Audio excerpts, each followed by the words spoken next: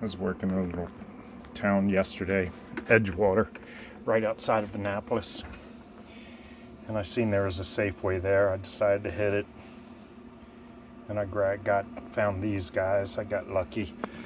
Got me, here we go with those friggin' lines. 2 treasure hunt scooters there. And I got a VW treasure hunt. Those Skylines. And the Datsun 510s. Never come across this stuff. Guys always snag it up, but I got lucky yesterday. After going through, you know how Safeway is, 2 dump bins, and I guess there was five friggin' those stand-up racks that they use. So yeah, I grabbed these couple of things.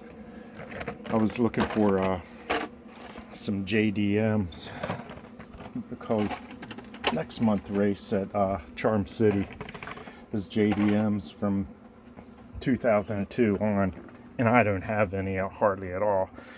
So also the other day at coming home after work, we stopped at our local shopping center, and Tracy went in to get dog food, and I told her I was going up to the dollar store to see if they got anything in, because it was Wednesday and I know they get deliveries.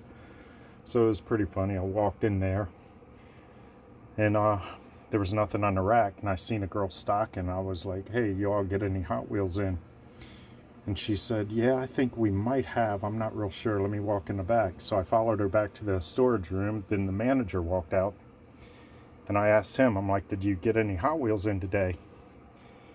I said, yeah, if you have any, I'll go ahead and hang them for you. And he walked back there and he brought me out a case that was already open. It was a C case. And I went through it, and this is what I got, and I hung everything else. But there was no treasure hunts in it, so obviously the guy is pulling shit out of the cases before he throws it on the floor. It's just so funny. I don't know how Mattel could stop that stuff from happening, but I guess it'll never will stop. You know, if they know what they're looking for, I guess they can make money. I'm sure they're not getting paid much anyway to run a Dollar Tree, manager. It is what it is, I guess. But again, I was looking for the JDMs from 2009 because they don't. Some of the restrictions on the racing, the rip and runs at Charm City. So I found a couple, but I don't have that many JDMs, so I've been searching pretty hard so I can get at least 12 cars going. And these are all from the C case. I thought they were pretty cool, so I spent $40 in a dollar store on Hot Wheels and some other, a couple other little things. And I said the other day, here's these friggin' lines. I'm sorry, folks. That's my rack for the fat track right here. This is what I got. It's Salt Flat Racer. He's number 1 so far. Then the rest of them. That shitty ass, filming. All right, so I'm going to explain. This house, I said it's an old house. It was built in 1920, and we're right outside of Fort Meade, Maryland. And the gentleman that built it was a general at Fort Meade.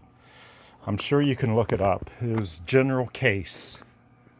And he's the one that built this home. And I don't know, for some reason, when we first moved in here, I was only 2 when we moved in, and Tracy and I purchased this house from my mother after my father passed away. She didn't want to be in the house no longer. And that's been probably 22 years ago or so. So we've been in here for quite a while. And myself, I have not had an experience in the house probably for, it was, probably, I don't know. It's got to be 30 years or so. But I've never seen anything but just stuff like move in front of you and just some dumb shit. And when we were kids, we would not sleep down here. We were scared to death to even come in this basement. And my father always told us, he's like, you don't have to worry about the dead ones. It's the live ones you got to worry about. And so, anyway, they slept down here and us kids always slept upstairs. And so that's when we were, kids. And all of us had experiences in here. My mother, when she had said, when she was sleeping down here one night, she seen a clown walk across the floor in front of her while she was sleeping, and she just pulled the covers back over her head. And supposedly Mr. Case also was a clown, and Ringling Brothers. I mean, this is just all hearsay, so I'm not real sure. We heard this from an old neighbor that used to live across the street. But I guess this guy was already suicidal, and his wife was in the hospital, and I don't know what the hell happened, but I guess he decided to just go ahead and hang himself in this basement. So it's been kind of, it's always kind of creepy, to say the least. And Tracy said she's had a few experiences down here, like she's been touched or whatever. But just yesterday, well, not yesterday, whenever I was filming, I was sitting here filming on the drag track, and I just got goosebumps, very quick. And I just turned my head this direction, and literally, like right in front of that chair, I just seen a black mass in the corner of my eye. And as soon as I got my head all the way around, it was gone. But at the time, I was covered in goosebumps in the back of my head, neck. The hair was standing on edge. And it was pretty freaking freaky, to say the least. That's just so freaky. All you can do is laugh. I'm not scared to be down here, but it's just weird that it's, been easily 30 years or so, probably, since I've had any experience. And everything that I've always had was upstairs. Like friggin' stuff falling over in front of us or something. I've had a friend, we walked in the kitchen one day, and my mother had 2 candlesticks on the table, and one of the candlesticks fell over, and he knew about the stories going on. His eyes lit up, and he ran out of the house. He's like, I'm not even going back in that house. But anyway, I forgot where I was going. Yeah. So, yeah, that's the experience. Oh, yeah, that's right. I went ahead and finished running those races. Ran those races out after the camera died. And,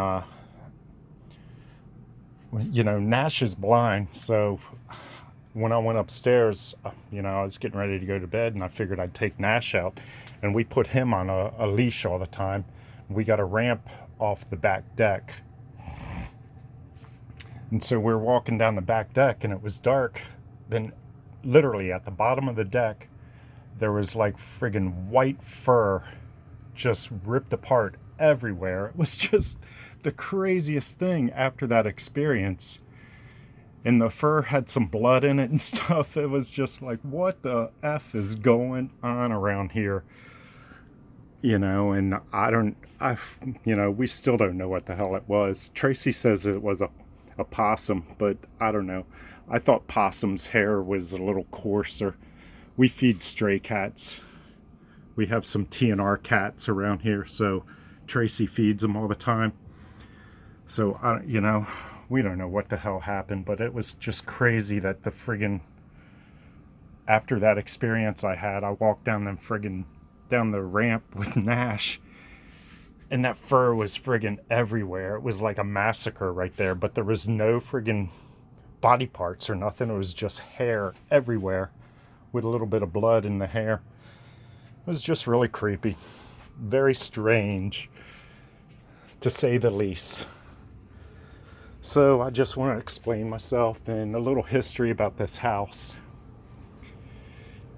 Again, it was built in 1920, so it's, over 100 years old.